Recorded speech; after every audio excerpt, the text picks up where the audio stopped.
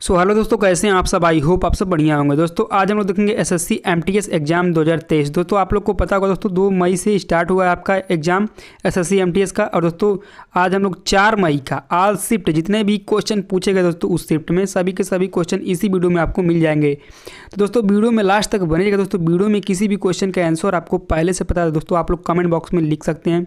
दोस्तों हम लोग हर एक क्वेश्चन का एक्स्ट्रा फैक्ट देखेंगे दोस्तों, क्योंकि काफ़ी इंपॉर्टेंट इसलिए एक्स्ट्रा फैक्ट दोस्तों। तो अगले शिफ्ट में यहाँ से 100% क्वेश्चन यहीं से बन रहा है दोस्तों। तो इसीलिए दोस्तों जितने भी क्वेश्चन पूछे गए दोस्तों उनसे जितने भी संबंधित क्वेश्चन बन सकते दोस्तों सभी को आप लोग देख लीजिएगा। तो दोस्तों बिना समय गंवाए वीडियो को करते हैं अभी स्टार्ट। ठीक है दोस्तों, चलिए।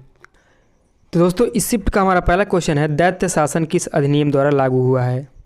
तो दोस्तों चैम्सफोर्ड के समय भारत शासन अधिनियम द्वारा 1919 में किया गया था दोस्तों। चलिए दोस्तों अगला क्वेश्चन आपका है, इनमें से कौन सा विषय संघ सूची के अंतर्गत आता है। तो दोस्तों भारतीय संविधान की 7वीं अनुसूची 3 सूचियां हैं दोस्तों। कौन कौन से 3 सूचियां दोस्तों, तो एक है संघ सूची, दूसरा है राज्य सूची, तीसरा है आपका समवर्ती सूची। दोस्तों संघ सूची में कुल 98 विषय हैं, राज्य सूची में कुल 61 विषय हैं और समवर्ती सूची में कुल 52 विषय हैं। दोस्तों ये सब आपको ध्यान में रखना है। चलिए दोस्तों अगला क्वेश्चन आपका पूछा गया दोस्तों, किस नृत्य शैली को मूल रूप से तमिल में सरियादासी अट्टम के नाम से जाना जाता था। बताइएगा दोस्तों कौन सा। तो दोस्तों भरतनाट्यम को आपका तमिल में सीरियादासी अट्टम के नाम से पहले जाना जाता था दोस्तों, लेकिन अब दोस्तों भरतनाट्यम जो कि दोस्तों तमिलनाडु का एक शास्त्रीय नृत्य। चलिए अगला क्वेश्चन आपका पूछा गया था दोस्तों, ब्लानेग्लासुस किस संघ का एक जीव है दोस्तों।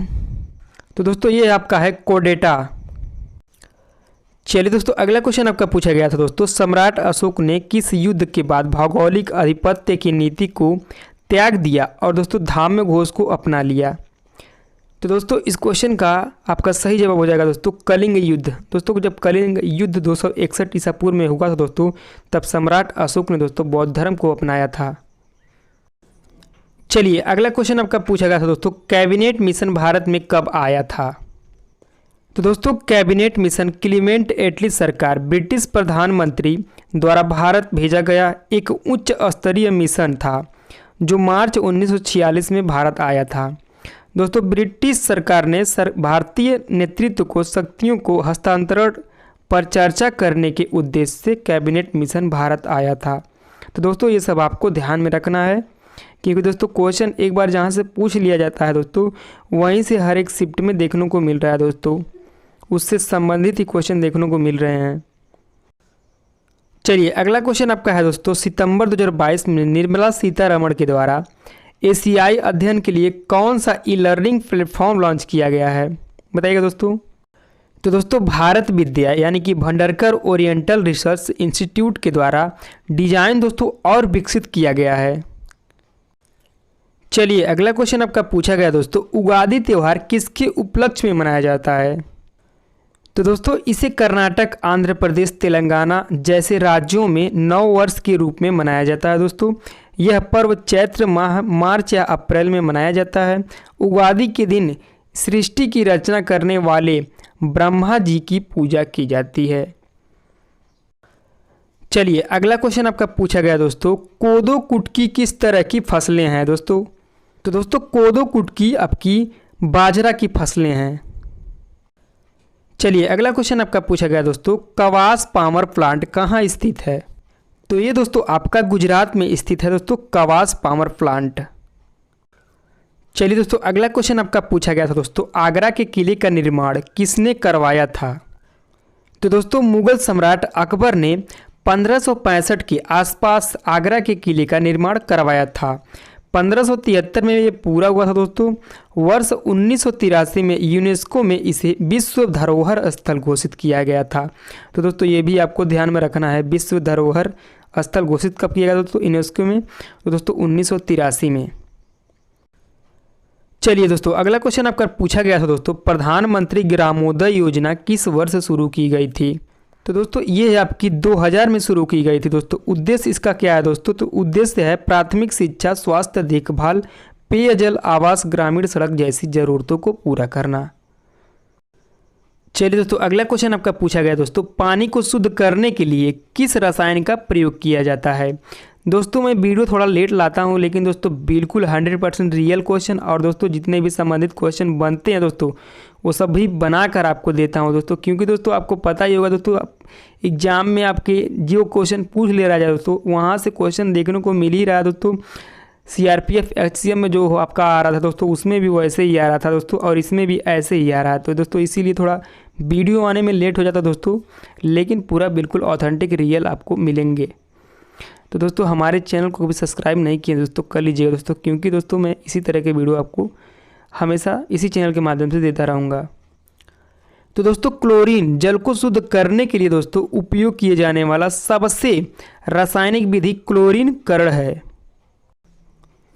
चलिए अगला क्वेश्चन आपका पूछा गया था दोस्तों, 2011 की जनगणना के अनुसार भारत की नागरिक जनसंख्या का प्रतिशत है। दोस्तों 2011 की जनगणना के अनुसार हर एक सीट में क्वेश्चन यहाँ से देखने को मिल रहा है 100%। तो दोस्तों अभी तक अगर आपका एग्जाम नहीं हुआ दोस्तों तो वहाँ से आप लोग अच्छे से पढ़ लीजिएगा। तो दोस्तों 31.2% यानी कि रूरल, ग्रामीण 68.8%। चलिए आपका दोस्तों अगला क्वेश्चन पूछा गया था दोस्तों, संगमरमर का रासायनिक सूत्र क्या है। तो दोस्तों संगमरमर का रासायनिक नाम आपका है कैल्शियम कार्बोनेट। इसका रासायनिक सूत्र दोस्तों CaCO3। चलिए अगला क्वेश्चन आपका पूछा गया था दोस्तों, पृथ्वी का जुड़वा बहन किस ग्रह को कहा जाता है। तो दोस्तों पृथ्वी की जुड़वा बहन शुक्र ग्रह को कहा जाता है दोस्तों। यह ग्रह पृथ्वी के बहुत ही ज़्यादा निकट है यानी नज़दीक है। चलिए दोस्तों अगला क्वेश्चन आपका पूछा गया था दोस्तों, 1529 में बाबर और महमूद लोदी के मध्य कौन सा युद्ध लड़ा गया था। तो दोस्तों घाघरा का युद्ध अफगान राजा महमूद लोदी और मुग़ल बादशाह बाबर के बीच लड़ा गया था दोस्तों। मुग़ल वंश के संस्थापक बाबर थे और बाबर के द्वारा लड़े गए जितने भी प्रमुख युद्ध हैं दोस्तों आप लोग इसे देख लीजिएगा दोस्तों। मैंने इसमें लिख दिया दोस्तों, इतना ही युद्ध ये लड़े गए थे दोस्तों, और यहाँ से क्वेश्चन कई बार पूछा जाता है हर एक एग्जामों में। तो दोस्तों आप लोग इतना ही देखना है तो देख लीजिए दोस्तों। 1526 में पानीपत का प्रथम युद्ध बाबर और इब्राहिम लोदी के बीच हुआ था दोस्तों, जिसमें बाबर विजयी हुआ था। 1527 में खानवा का युद्ध हुआ था दोस्तों, में बाबर और राणा संगा के बीच हुआ था। 1528 में चंदेरी का युद्ध हुआ था जो कि दोस्तों बाबर और मेदनी राय के बीच हुआ था। 1529 में घाघरा का युद्ध हुआ था दोस्तों, जो कि बाबर और महमूद लोदी के बीच हुआ था दोस्तों। 1530 में दोस्तों बाबर की मृत्यु हो गई दोस्तों। इन सभी युद्धों में दोस्तों बाबर ही विजयी हुआ था दोस्तों, ये भी आपको ध्यान में रखना है। चलिए अगला क्वेश्चन आपका पूछा गया था दोस्तों, द पैलेस ऑफ इल्यूशन उपन्यास के लेखक कौन है। तो दोस्तों यह लिखा गया है आपका चित्र बनर्जी दिवाकरुनी के द्वारा। चलिए दोस्तों अगला क्वेश्चन आपका पूछा गया दोस्तों, ठुमरी की रानी के रूप में किसे जाना जाता है। तो दोस्तों गिरिजा देवी सोनिया और बनारस घराने की हैं। पद्मश्री 1972 में मिला था दोस्तों। पद्म भूषण दोस्तों 1989 में मिला था दोस्तों। पद्म विभूषण दोस्तों 2016 में मिला था दोस्तों गिरिजा देवी को। चलिए अगला क्वेश्चन आपका पूछा गया था दोस्तों, खेलो इंडिया यूथ गेम्स 2023 का 5वां संस्करण कहाँ आयोजित किया गया था। तो दोस्तों यह आपका मध्य प्रदेश में आयोजित किया गया था दोस्तों, 8 शहरों में। दोस्तों इसमें पदक तालिका में दोस्तों शीर्ष पर रहा था आपका महाराष्ट्र, जो कि दोस्तों 56 गोल्ड और 55 सिल्वर और 50 ब्रॉन्ज मेडल, कुल मेडल के साथ दोस्तों 161 पे शीर्ष पर रहा था। वहीं दूसरे नंबर पर हरियाणा दोस्तों रहा था दोस्तों 41 गोल्ड 32 सिल्वर और 55 ब्रॉन्ज मेडल, जो कि दोस्तों उसका पूरा 128 हुआ था दोस्तों। और मध्य प्रदेश तीसरे पे रहा था दोस्तों 39 गोल्ड 30 सिल्वर और 37 ब्रॉन्ज मेडल दोस्तों, कुल 96 मेडल उन्होंने प्राप्त किया था दोस्तों। तो वो तीसरे नंबर पे थे दोस्तों। और दोस्तों पुराना नाम खेलो इंडिया स्कूल गेम था इसका पहले, और पहला संस्करण 2018 में दिल्ली में हुआ था दोस्तों। दूसरा 2019 में पुणे में हुआ था दोस्तों, जो कि महाराष्ट्र में है। तीसरा दोस्तों 2020 में गुवाहाटी में हुआ था दोस्तों, जो कि असम में है।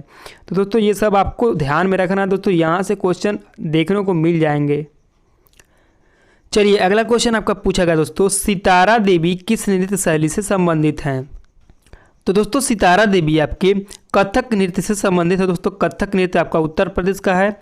1969 में संगीत नाटक अकादमी और 1973 में पद्मश्री पुरस्कार। प्रमुख कलाकार दोस्तों हैं आपके लच्छू महाराज, अच्छन महाराज, शंभू महाराज, जमयाती जोशी, सितारा देवी, चंद्रलेखा, शोभना, नारायण, गोपी कृष्ण, बिरजू महाराज, सुखदेव महाराज, मालविका सरकार। दोस्तों आदि हैं दोस्तों, ये सभी को आपको ध्यान में रखना है दोस्तों। बैडमिंटन में भारत की तरफ से पहला ओलंपिक मेडल किसने लाया था?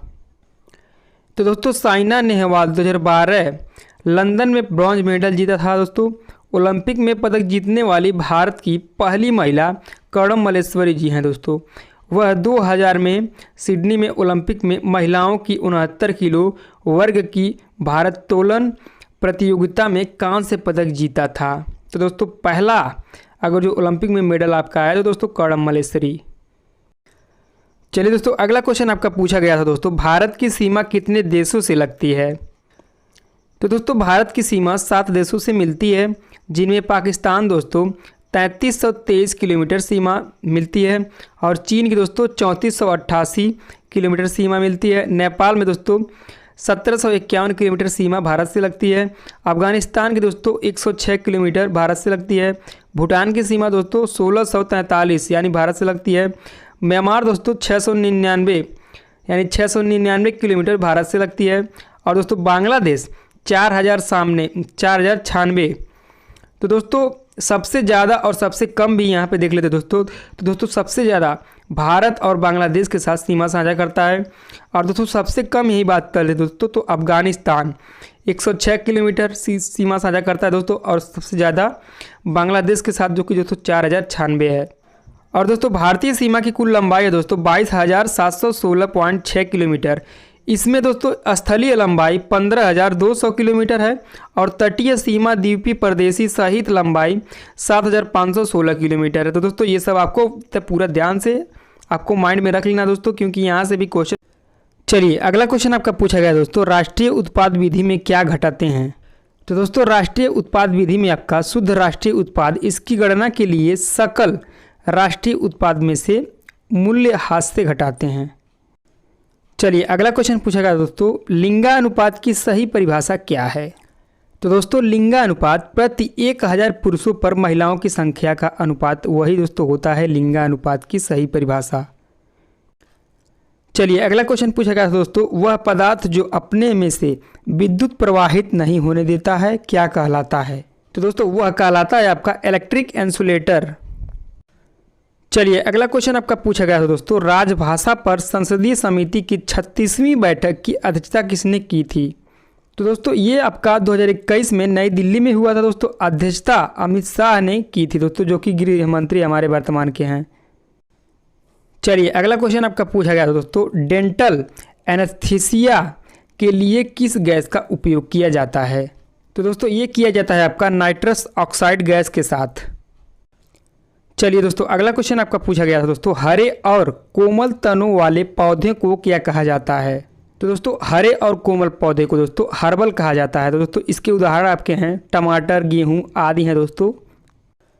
तो दोस्तों अगला क्वेश्चन आपका पूछा गया था दोस्तों, रावणफाड़ी गुफा मंदिर किस राज्य में स्थित है? तो दोस्तों रावणफाड़ी कर्नाटक स्थित ऐतिहासिक गुफा मंदिर है। यह मंदिर भगवान शिव को समर्पित है। चलिए अगला क्वेश्चन आपका पूछा गया था दोस्तों, बाल विवाह निषेध संशोधन बिल 2021 में महिलाओं की शादी की उम्र 18 साल से बढ़ाकर कितने साल का प्रस्ताव रखा गया है?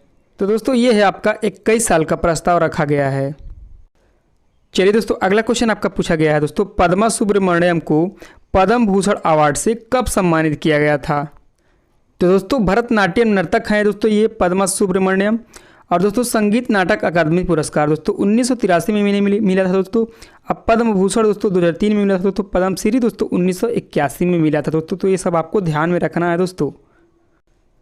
चलिए अगला क्वेश्चन आपका पूछा गया दोस्तों, कोरविलन कप किस खेल से संबंधित है? तो दोस्तों महिलाओं की टेबल टेनिस से संबंधित है ये दोस्तों। और दोस्तों स्वेथलिंग कप पुरुषों की टेबल टेनिस से जुड़ा हुआ है। तो दोस्तों ये भी आपको ध्यान में रखना है। चलिए अगला क्वेश्चन आपका पूछा गया दोस्तों, सिमोन वाइल्स का संबंध किस खेल से है? बताइएगा दोस्तों सिमोन वाइल्स का संबंध किस खेल से है? तो दोस्तों ये आपका हो जाएगा जिम्नास्टिक, जो कि दोस्तों अमेरिकी है। तो दोस्तों अगला क्वेश्चन आपका है, ओस्टोक 2022 भारत चीन सैन्य अभ्यास किस देश में आयोजित किया गया? तो ये दोस्तों रूस देश में किया गया। तो दोस्तों अगला क्वेश्चन आपका पूछा गया दोस्तों, अकबर के बाद मुगल साम्राज्य का राजा कौन बना था?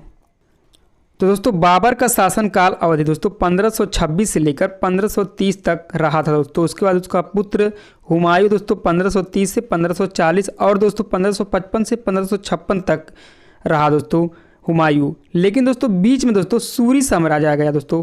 1540 से लेकर 1555 तक सूरी साम्राज्य का शासनकाल रहा था दोस्तों। अकबर का शासनकाल दोस्तों 1556 से लेकर 1605 ईस्वी तक रहा था दोस्तों। उसके बाद दोस्तों जहांगीर का 1605 से लेकर 1627 तक रहा था दोस्तों। तो इस क्वेश्चन का राइट आंसर आपका आप लोग अनुमान लगा चुके हैं दोस्तों। इस क्वेश्चन का राइट आंसर क्या होगा दोस्तों, अकबर के बाद जहांगीर था। तो दोस्तों अब हम लोग देख लेते हैं दोस्तों मुगल काल का पूरा शासनकाल है दोस्तों कौन कौन कितने कितने समय तक रहा था दोस्तों। तो दोस्तों शाहजहां का शासनकाल अवधि दोस्तों 1627 से लेकर 1658 ईस्वी तक रहा दोस्तों। उसके बाद दोस्तों आया आपका औरंगजेब। तो औरंगजेब का शासनकाल दोस्तों 1658 से लेकर 1707 ईस्वी तक रहा। उसके बाद दोस्तों बहादुर शाह प्रथम आया दोस्तों। तो दोस्तों 1707 से लेकर 1712 ईस्वी तक उसका रहा शासनकाल। उसके बाद दोस्तों आया जहांदर शाह है। तो दोस्तों जहांदर शाह का शासनकाल 1712 से लेकर 1713 तक रहा। उसके बाद दोस्तों आया फारूक सियर का शासनकाल दोस्तों 1713 से लेकर 1719 तक रहा। उसके बाद दोस्तों आया मोहम्मद शाह रोशन अख्तर दोस्तों, जो कि दोस्तों उसका शासनकाल था दोस्तों 1719 से लेकर 1748 तक। उसके बाद दोस्तों अहमद शाह आया। तो अहमद शाह का शासनकाल दोस्तों 1748 से लेकर 1754 तक था। उसके बाद दोस्तों आलमगीर द्वितीय आया दोस्तों। तो दोस्तों उसका 1754 से लेकर 1759 ईस्वी तक रहा। उसके बाद दोस्तों शाह आलम द्वितीय आया दोस्तों, जो कि उसका दोस्तों 1759 से लेकर 1806 ईस्वी तक रहा दोस्तों। उसके बाद दोस्तों अकबर द्वितीय आया दोस्तों। तो उसका अकबर द्वितीय का शासनकाल दोस्तों 1806 से लेकर 1837 तक रहा। उसके बाद दोस्तों बहादुर शाह जफर आया दोस्तों। बहादुर शाह जफर की अवधि दोस्तों 1837 से लेकर 1857 तक था दोस्तों। उसके बाद 1857 की क्रांति स्टार्ट हो गई दोस्तों। अब दोस्तों यहाँ पे आपको ये भी पता चल गया दोस्तों कि लास्ट मुगल शासक का लास्ट मतलब शासक कौन था दोस्तों, तो बहादुर शाह जफर ही था दोस्तों। ऐसे ही भी क्वेश्चन कई बार पूछा गया है, तो दोस्तों इसे भी आपको ध्यान में रखना है। ये जितने भी महत्वपूर्ण पॉइंट आपको मैं बता रहा हूँ दोस्तों, ये सब विश्वास करिए आप याद रखेंगे तो दोस्तों आपके आने वाले एग्जाम में बहुत ही हेल्पफुल होगा। चलिए दोस्तों अगला क्वेश्चन आपका पूछा गया दोस्तों, इनमें से किस ग्रह का एक भी उपग्रह नहीं है। तो दोस्तों इस क्वेश्चन का राइट आंसर आपका शुक्र और बुध ग्रह का अपना कोई उपग्रह नहीं है दोस्तों। ऑप्शन में अगर जो आपको शुक्र दिया गया दोस्तों शुक्र सही हो जाएगा, और नहीं तो दोस्तों बुध दिया गया तो बुध सही हो जाएगा दोस्तों। इन दोनों में से एक भी दिया होगा दोस्तों। तो दोस्तों वो आपके ऑप्शन पे डिपेंड करता है दोस्तों। अगर जो ऑप्शन में आपको पता है कि दोस्तों कौन सा ऑप्शन में दिया गया था दोस्तों, आप लोग कमेंट बॉक्स में बताना ना भूलें। चलिए दोस्तों अगला क्वेश्चन आपका पूछा गया दोस्तों, मालगुडी डेज नामक पुस्तक के लेखक कौन है दोस्तों। बताइएगा दोस्तों मालगुडी डेज नामक के पुस्तक के लेखक कौन है। तो दोस्तों ये आपके हैं R.K. नारायण, जो कि दोस्तों 1943 में प्रकाशित हुई थी। चलिए दोस्तों अगला क्वेश्चन आपका पूछा गया था दोस्तों, गिरी वन्य जीव अभ्यारण्य निम्नलिखित में से किस जानवर के संरक्षण के लिए जाना जाता है दोस्तों। तो दोस्तों एशियाई शेरों के लिए यह प्रसिद्ध है दोस्तों।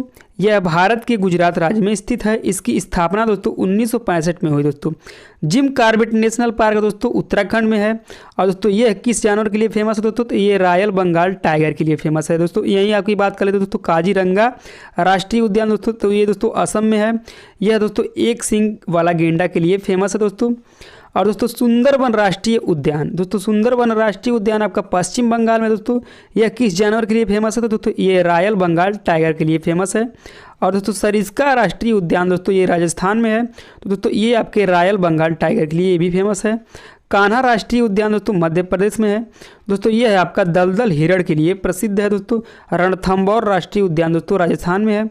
और ये दोस्तों बाघ के लिए प्रसिद्ध है दोस्तों। और भी देख लेते हैं दोस्तों जितने भी हैं दोस्तों, ये सब आप लोग देख लेते हैं ना दोस्तों, आप लोग को बहुत ही हेल्पफुल मिलेगा दोस्तों। तो दोस्तों मैंने सब इसमें लिख दिया दोस्तों। बांदीपुर राष्ट्रीय उद्यान जो कि दोस्तों कर्नाटक राज्य में स्थित है दोस्तों, और ये बाघ के लिए फेमस है दोस्तों। टाडोबा अंधारी राष्ट्रीय उद्यान जो कि दोस्तों महाराष्ट्र में स्थित है दोस्तों, और ये किस जानवर के लिए फेमस है दोस्तों, तो ये बाघ के लिए फेमस है। नामदाफा राष्ट्रीय उद्यान जो कि दोस्तों अरुणाचल प्रदेश में है दोस्तों, और ये किस जानवर के लिए फेमस है तो दोस्तों ये तेंदुआ बाघ के लिए फेमस है।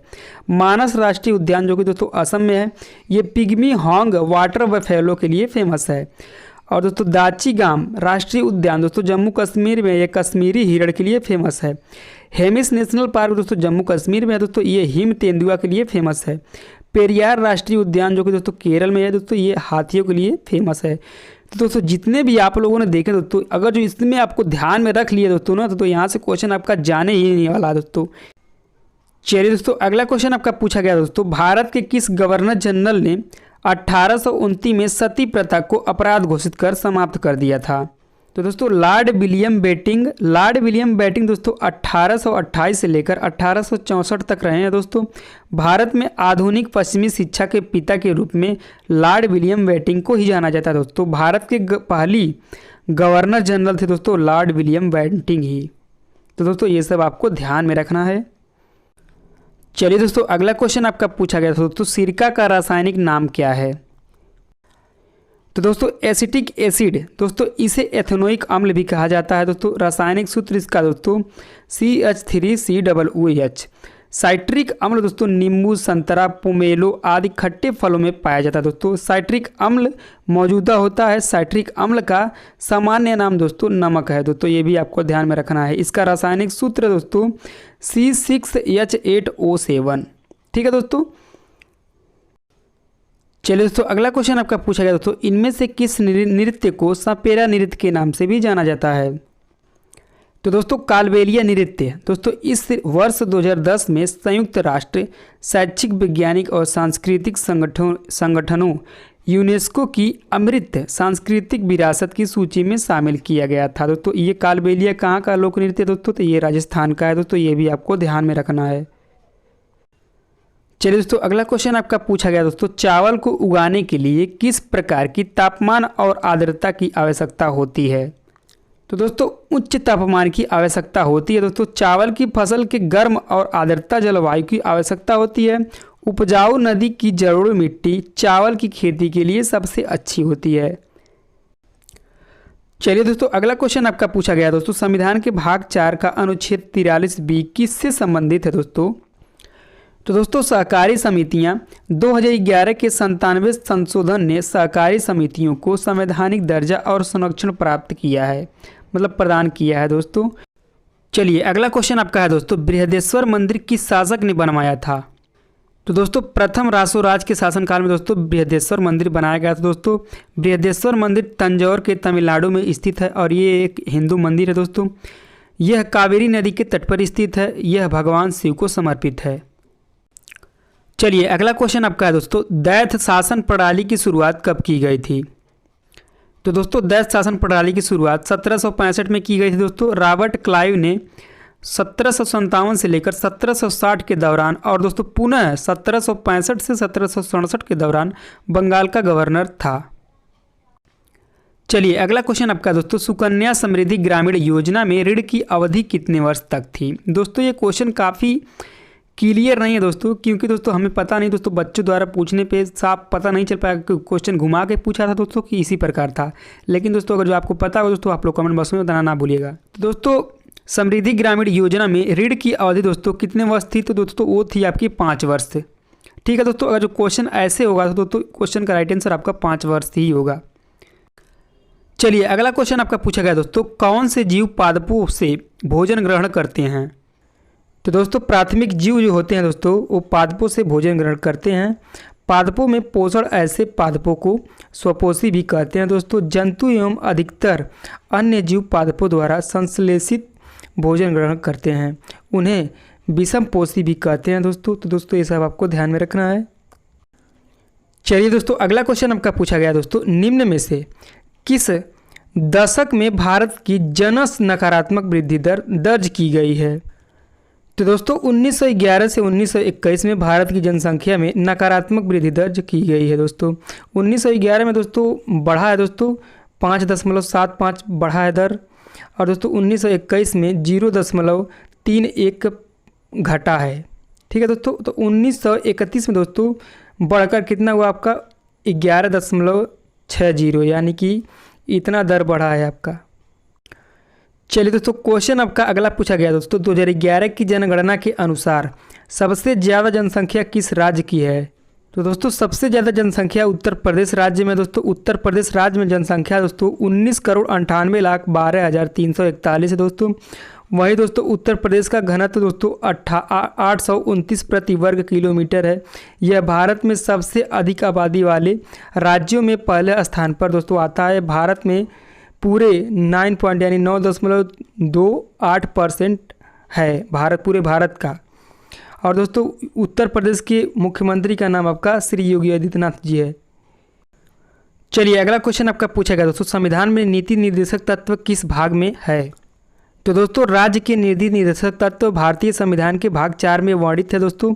डीपीएसपी प्राकृतिक में गैर बाध्यकारी है, जिसका अर्थ है कि वह अदालतों द्वारा उनकी उल्लंघन के लिए लागू करने योग्य नहीं है। चलिए अगला क्वेश्चन आपका पूछा गया दोस्तों, तराइन का युद्ध कब हुआ था? तो दोस्तों तराइन की पहली लड़ाई 1191 में तराइन के पास मोहम्मद गौरी और पृथ्वीराज चौहान और उनके सहयोगियों के बीच लड़ी गई थी दोस्तों। 1192 में गौरी ने वापसी की और पृथ्वीराज को हरा दिया और पृथ्वीराज को मार डाला, जिसे जयचंद्र ने इसी मैदान पर धोखा दिया था। चलिए अगला क्वेश्चन आपका पूछा गया दोस्तों, बंगाल विभाजन कब हुआ? तो दोस्तों बंगाल विभाजन आपका 19 जुलाई 1905 को तत्कालीन वायसराय लॉर्ड कर्जन ने बंगाल विभाजन की घोषणा की थी। अगला क्वेश्चन है, आर के नारायण की पुस्तक कौन सी है? तो दोस्तों आर के नारायण की पुस्तक ये दोनों है दोस्तों, द डार्क और मिडनाइट चिल्ड्रेन, ये दोनों है। चलिए अगला क्वेश्चन आपका पूछा गया दोस्तों, राष्ट्रीय जलमार्ग जिसका नाम है 2 कौन सा नदी पर स्थित है? ये संख्या दी गई दोस्तों 2। तो दोस्तों ब्रह्मपुत्र नदी पर स्थित है दोस्तों। बांग्लादेश सीमा से सदियों के बीच 891 किलोमीटर की लंबाई वाली ब्रह्मपुत्र नदी को राष्ट्रीय जलमार्ग संख्या 2 के रूप में घोषित किया गया है। चलिए अगला क्वेश्चन आपका पूछा गया दोस्तों, पंडित किशन लाल किससे संबंधित हैं? तो दोस्तों पंडित किशन महाराज एक भारतीय तबला वादक थे जो हिंदुस्तानी शास्त्रीय संगीत की बनारस घराने से संबंधित थे। चलिए अगला क्वेश्चन आपका पूछा गया दोस्तों, पश्चिम बंगाल में जो तूफान आया था किस नाम से जाना जाता है? तो वे दोस्तों काला वैसाखी के नाम से जाना जाता है। चलिए दोस्तों अगला क्वेश्चन आपका पूछा गया दोस्तों, कृषि जनगणना कितने वर्ष में होती है? दोस्तों वीडियो ज़्यादा लंबा हो जा रहा है दोस्तों, इसीलिए मैं जल्दी बताने की कोशिश कर रहा हूँ दोस्तों। तो दोस्तों प्रत्येक वर्ष 5 वर्ष में किया जाता है दोस्तों। कृषि जनसंख्या में परिचालन संपत्ति से संबंधित आंकड़ों को जनगणना के माध्यम से तैयार किया जाता है। पहली बार कृषि जनगणना वर्ष 1970 से लेकर 71 में की गई थी। चलिए अगला क्वेश्चन आपका पूछा गया दोस्तों, वज्जी की राजधानी किस शहर में थी? तो दोस्तों वज्जी की राजधानी आपकी वैशाली में थी दोस्तों। यह वर्तमान में बिहार में पड़ता है। चलिए अगला क्वेश्चन आपका पूछा गया दोस्तों, शिंजो आबे कहाँ के प्रधानमंत्री थे? तो दोस्तों ये जापान के प्रधानमंत्री थे दोस्तों। वर्तमान में जापान के पीएम है आपके फूमियो किशिदा। चलिए अगला क्वेश्चन आपका दोस्तों, नाट्य नृत्य किस राज्य से संबंधित है? तो दोस्तों हिमाचल प्रदेश से नाट्य नृत्य से संबंधित है दोस्तों। लोगों का एक समूह की पोशाक गद्दी या हिमाचली खाना बंदोशों को दर्शाती है। चलिए अगला क्वेश्चन आपका पूछा गया था दोस्तों, बैडमिंटन के मैदान की लंबाई और चौड़ाई कितनी होती है? तो दोस्तों बैडमिंटन के मैदान की लंबाई आपकी होती है 13.40 मीटर और दोस्तों चौड़ाई आपकी होती है दोस्तों 6.1 मीटर। बैडमिंटन वर्ल्ड फेडरेशन के दिशा निर्देशों के अंतर्गत बैडमिंटन की कोर्ट की लंबाई को 13.40 मीटर यानी दोस्तों 44 फीट है। चलिए अगला क्वेश्चन आपका है, जीवीए का फुल फॉर्म क्या होता है? तो दोस्तों जीवीए का फुल फॉर्म आपका होता है ग्रॉस वैल्यू एडेड।